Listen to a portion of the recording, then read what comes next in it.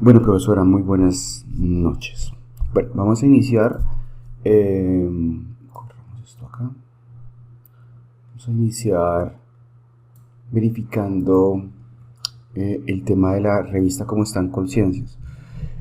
Pues veo que por el momento la revista es nueva porque no tiene historial de clasificación en conciencias. Entonces, pues esto desde algún punto de vista puede ser una buena noticia porque la revista apenas se está consolidando y posiblemente sea mucho más laxa al momento de recibir artículos, y por el contrario puede ser de pronto un punto negativo porque su intención es que aparezcan dentro de los rankings, y para aparecer dentro de los rankings va a tener que empezar a apretar un poquito los procesos editoriales.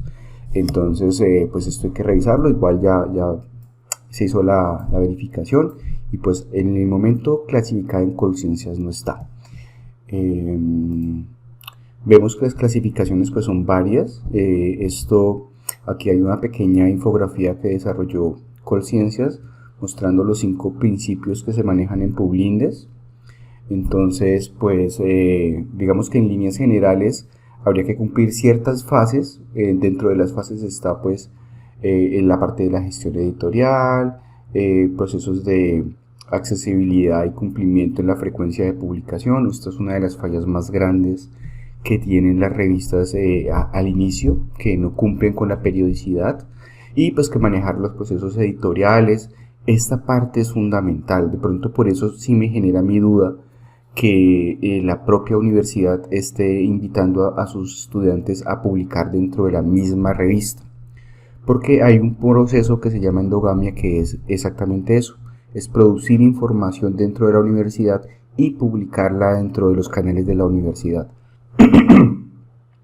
Uno de los principios que más se está revisando es esto: que haya cooperación y que haya colaboración, que investigadores de la universidad X puedan publicar en la universidad Y, y los de la Y en la X, y los de la Y en la Z. Bueno, que haya movilidad de conocimiento. Entonces esta parte es importante.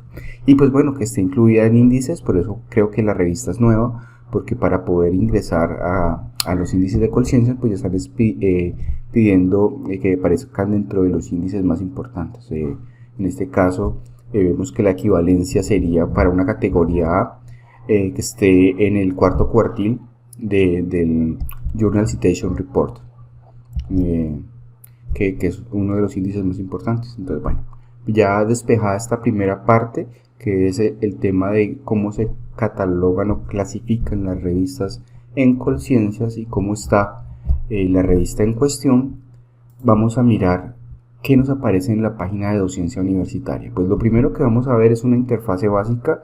Esto es una aplicación que se llama el OJS, Open Journal System. Pues vemos que aquí aparece un número publicado, aparece el número 22, número 1 del 2021. Esto ya me indica a mí que el problema que le comentaba de publicación pues es uno de los puntos por los cuales la revista todavía no está indexada, porque no se está cumpliendo con la periodicidad. Normalmente esta revista, aunque no revise la periodicidad, debe ser, para hacer revista científica, debe estar más o menos en una periodicidad mínimo cuatrimestral. Vamos a mirar a ver qué nos dice sobre la revista. Aquí en la parte de acerca de vemos toda la información. Pues vemos que la política editorial nos dice que es una revista pues relativamente nueva, es de 1998. Vemos que es una revista semestral, o sea que esta saca solamente 2 números por año, que es una revista de acceso abierta, gestores y profesores de todos niveles, investigación en educación, especialistas y estudiantes universitarios de pregrado en áreas de la educación. Entonces, bueno, aquí todavía no se ha estipulado muy bien que la idea es invitar a estudiantes universitarios, pero de otras universidades, por lo que te cuento el tema de la endogamia.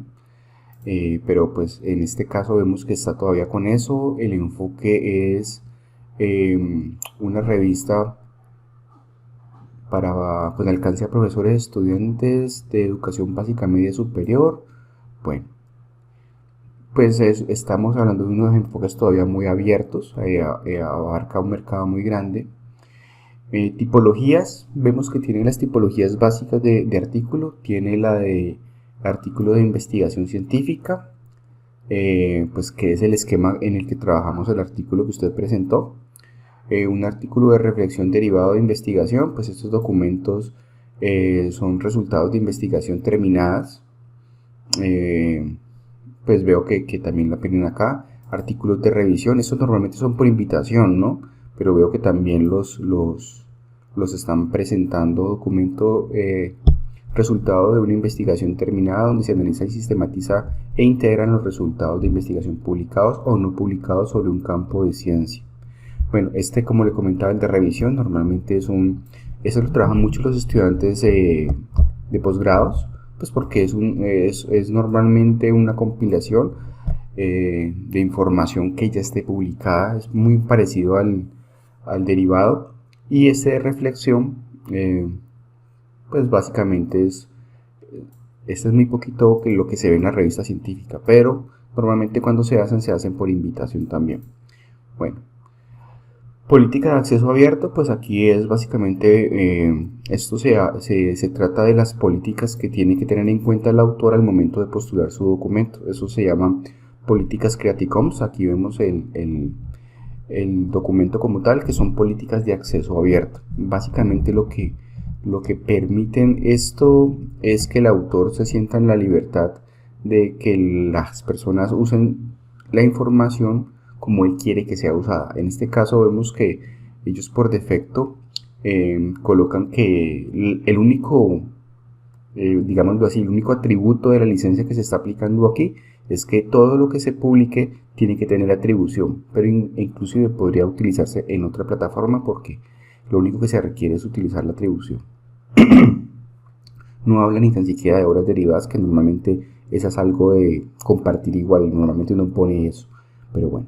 Misión de indexación, vemos que la indexación está en bases de datos como Dialnet, ESCO, Case, que es un repositorio, Iralis, creo que es el mismo índice de la revista, y en Google Académico. Entonces, volviendo al tema, si hace falta trabajo un poco en la parte de indexación, porque no está indexada por lo menos en Cielo o en Redaly, que serían dos de los portales en donde uno debería apuntar. Declaraciones de ética, pues bueno, esto es lo que normalmente las revistas ponen para salvaguardar su buen nombre, pues que el trabajo esté bien citado, que no se hayan plagiado fragmentos, bueno, todo ese tipo de cosas. Proceso de evaluación por pares, pues aquí básicamente están dando a entender que la revista como tal debe pasar por un proceso editorial en el cual unos revisores, puede ser un editor interno inicialmente, pero luego de esto se pasan a unos revisores. Si el editor considera que el documento tiene peso, se pasa a unos editores para que los editores hagan un segundo filtro y den aval o no den aval o nieguen el aval para la publicación. En líneas generales tiene la información visible, que es un punto muy positivo. Vamos a mirar el paso de publicación. Aquí básicamente vemos donde está la opción de enviar artículo. Normalmente nos despliega otra ventana nueva, y en esta ventana lo que vamos a ver es una rúbrica, una lista de chequeo.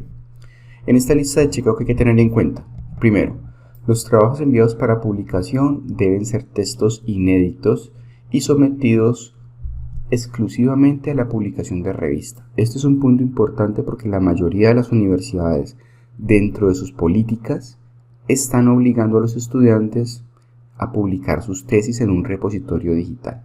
Este criterio que actualmente se está usando va en contravía de este punto, porque si publicas la tesis en un repositorio, lo que haces es perder este punto, que sea inédito, porque aunque la tesis tenga información o tenga más información, en esencia o en líneas generales es un resumen, el artículo es un resumen de la tesis, o sea que la información ya está en la tesis. Esto es una de las causas por las que más están rechazando los artículos, porque básicamente el trabajo ya está publicado. Entonces eso hay que tenerlo muy en cuenta con los estudiantes que estés asesorando. El segundo punto, el artículo cumple con los requisitos bibliográficos y de estilos citados. Aquí ellos presentan un modelo, vamos a ver el modelo. Me está desplegando un documento en Word, vamos a verlo aquí. Dice que la revista Docencia Universitaria, pues aquí me ofrece un modelo de publicación. Vemos título en español, tiene unas fuentes ya predeterminadas, esto es ideal, un título en inglés. Aquí vemos que me está pidiendo nombres y me está pidiendo crear una identificación que es el ORCID. Es un número de identificación, eso se puede crear de forma gratuita. Recuerda cuando hicimos lo del artículo que le comenté que había que crear los ORCID. Bueno, eso se crea en una plataforma, es un proceso muy sencillo. Simplemente es tener varios datos, es básicamente como el CBLAC, es muy similar al CBLAC. Muchas de las redes también piden CBLAC, entonces ese dato para que lo tengamos en cuenta. Correo electrónico, normalmente piden, esto es una recomendación de tipo editorial. Normalmente los correos que normalmente apetecen los editores son los correos de tipo institucional. Muchos editores rechazan artículos por tener Gmail o tener Hotmail o Yahoo. Normalmente les gusta más que todo tener los artículos de la institución para tener también la afiliación institucional. Entonces ese es un tip también que tener ahí presente. Pues vemos que el tema del resumen, aquí nos está hablando de unas 120 a 200 palabras. Eso es básicamente un resumen básico. Palabras clave, pues afortunadamente aquí vemos que nos están diciendo que deben acogerse a un tesauro que se llama el ERIC, un tesauro europeo de ser en educación, me imagino yo, pero aquí nos dejan el enlace para poder acceder a él. Entonces los términos deben salir de este tesauro. Eso es un punto importante porque cuando se esté haciendo la verificación de los artículos, pues uno simplemente verifica que las palabras que estén aquí estén acá. Eso es súper importante porque los procesos editoriales normalmente cuentan con un asistente editorial. Estos filtros son los que normalmente las personas no superan, porque el asistente editorial no lee el artículo, solamente verifica que se cumplan los criterios, y si los criterios no se cumplen, el artículo se devuelve. Bueno, pues el astre es básicamente lo mismo que el resumen. Vemos que tiene el esquema, vemos que es un esquema básico de publicación científica, una introducción, aquí aparecería una metodología, aquí está la metodología, resultados debería seguir, resultados aquí, y discusión, conclusiones. Bueno, no tiene discusión, pero tiene conclusiones. Y básicamente arrancamos con las referencias. Vemos que esto es un esquema básico de APA.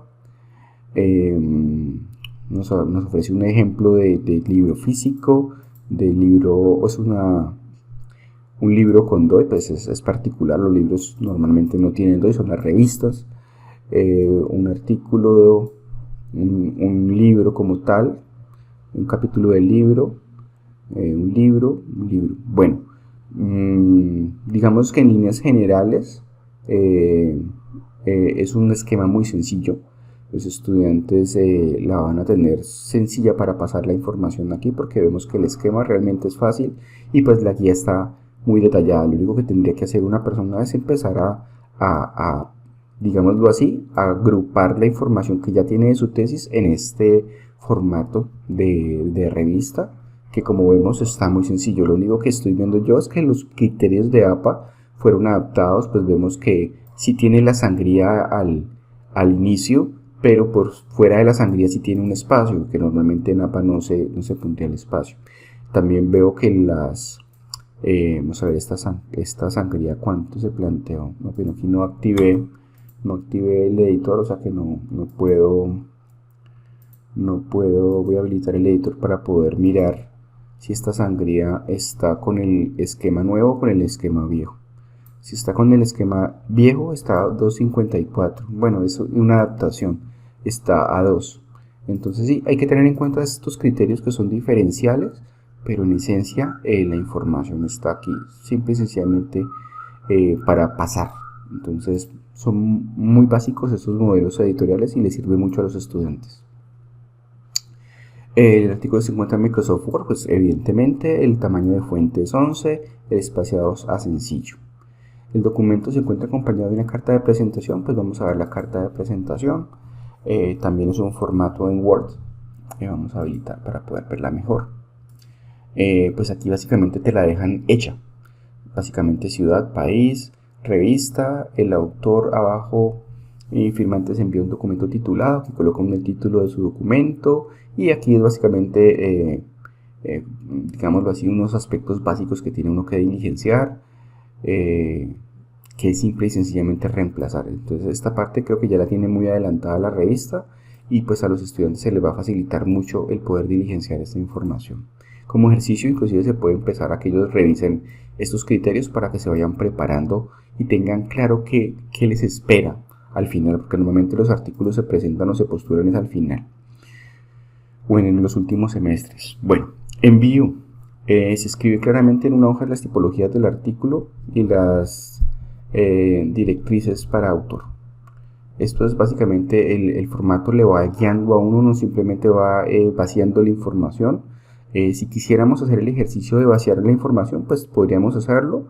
Si usted me facilita un artículo, podríamos hacer el ejercicio con uno, pues para que viéramos el paso a paso. El otro punto, la información de los autores se adjunta en un documento diferente a la contribución denominada hoja de los autores. Debe diligenciarse un formato por cada autor.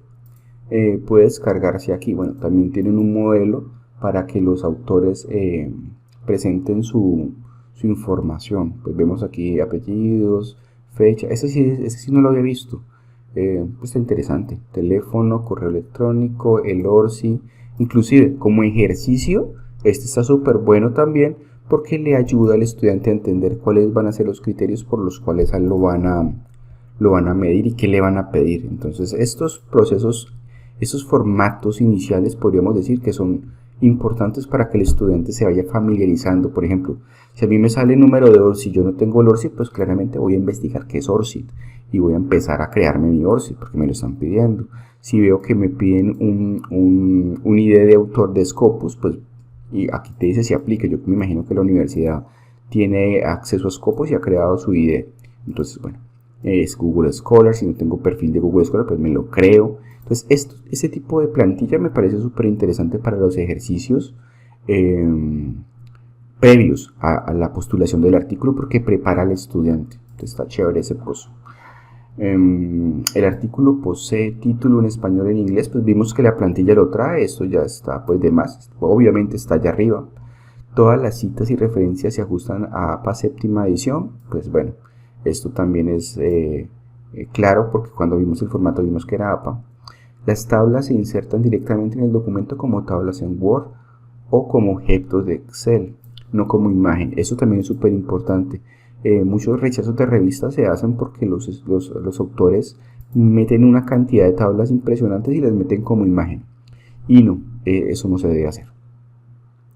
Las figuras se insertan directamente en el texto y conservan la calidad de visualización de manera que son completamente legibles. Bueno, aquí no dan exactamente los dpi, normalmente son 300 dpi mínimo, pero pues con que sea visible ya está bien, o sea que mucho mejor. Todas las ilustraciones y figuras se encuentran en formato JGP y añaden como archivo independiente el documento del texto del artículo. O sea, hay que adjuntarlas también como documento independiente. Estos son los conceptos básicos para envío. Vamos a ver las directrices para autores. Los autores pueden ser profesores o estudiantes de posgrado de instituciones nacionales e internacionales. Por el momento digamos que esta parte está bien. El autor debe tener el perfil en la plataforma Google Scholar y contar con un ORCID. Bueno, esto ya sabemos que es obligatorio, inclusive arriba lo pide. Los autores colombianos deben tener un CBLAC actualizado. Bueno, esto sí es particular porque el CBLAC casi no lo tiene ningún estudiante. Normalmente los profesores son los que tienen CBLAC, pero el CBLAC lo puede uno crear, entonces tampoco habría mayor problema. Este sí es un poquito, el CBLAC realmente es una herramienta que es a veces un poquito compleja. No he revisado las últimas versiones, hace rato no entro, pero en esencia no es muy amigable que digamos. Eso es como cuando uno diligencia la declaración de bienes y rentas de la página del SIGET, que eso a veces entra, a veces no. Entonces, este a veces sí es un gallito. Con el envío del texto, el autor debe diligenciar una carta de presentación. Veremos si esta es diferente a la otra carta que habíamos visto anteriormente. Pues es la misma, básicamente. Entonces sí, es básicamente como un reconfirme de lo que ya habíamos visto. Otra vez lo del ORCID y el modelo. Tipo de textos aceptados. Al momento de enviar la revista, el autor se compromete que el trabajo no ha sido evaluado. Bueno, eso también es importante. Cuando se escoge una revista, se escoge priorización. Escojo una revista y uno tiene que tener opción 2, porque normalmente pues dentro de que te la pueden aceptar también está el que no te la puedan aceptar. Entonces lo que no se debe hacer es enviar a las dos en simultáneo. Debes esperar que una rechace para poder enviarlo a otro. Entonces eso también es importante.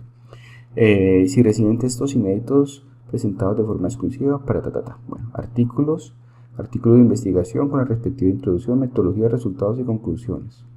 Artículos de reflexión, ensayos académicos que presentan resultados de investigación a partir de una mirada analítica, artículos de revisión. Y pues en esencia aquí ya me da el paso después de haber leído todos los puntos para poder enviar un archivo. Bueno, para poder enviar un archivo tengo primero que registrarme, tengo que crear un usuario dentro de la plataforma porque esas plataformas son de autoarchivo.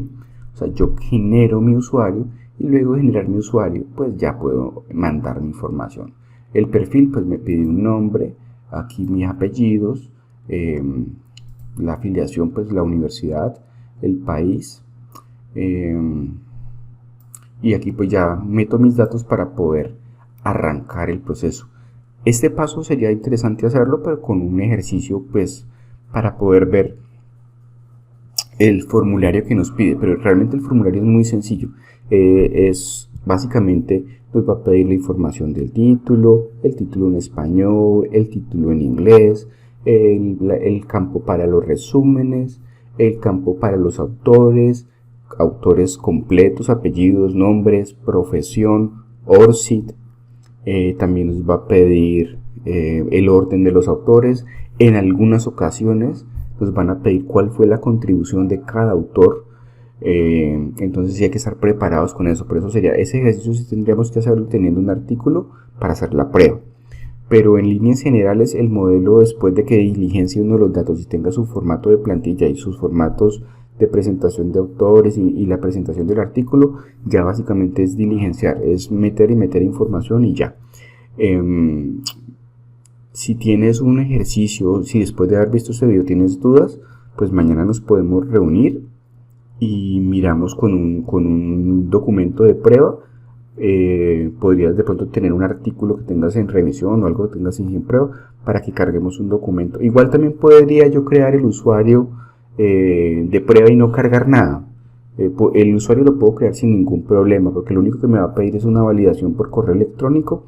Entonces si ese paso te interesa, me cuentas para yo poder grabarte ese paso, o si quieres mañana después de que veas este video nos reunimos y me cuentas qué dudas tienes o en dónde más te puedo apoyar para que te quede más claro el tema, o si hay que esquematizar digamos así, una jornada o una clase, pues me cuentas y vamos cuadrando en dónde más te puedo apoyar.